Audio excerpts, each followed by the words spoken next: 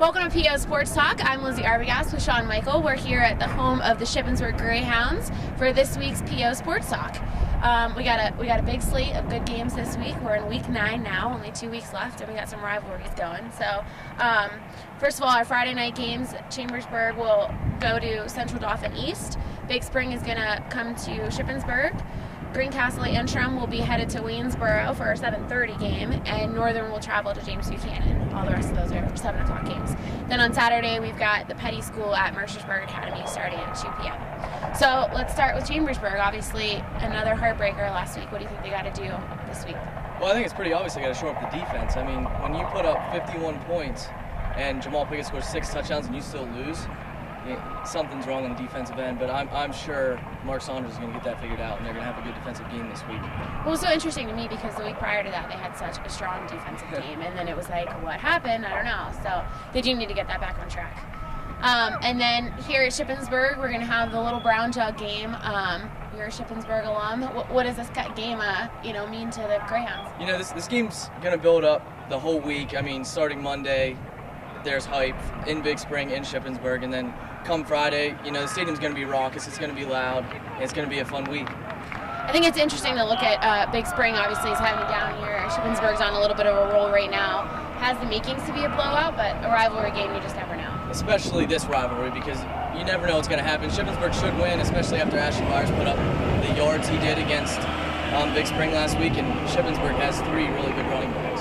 I'm here with Shippensburg head coach Eric Faust, and big rivalry game for you this weekend. What does kind of the Little Brown Jug game mean to you? It's been a huge game for our community for the last 50 years. So I know we'll get a lot of fans there. It's a big game.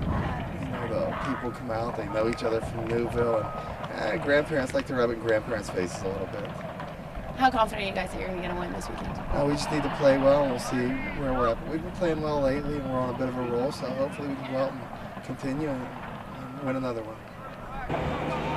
Then we move to Greencastle at Waynesboro, another rivalry game, another down team, another team that's doing well right now. What do you think is going to happen this week?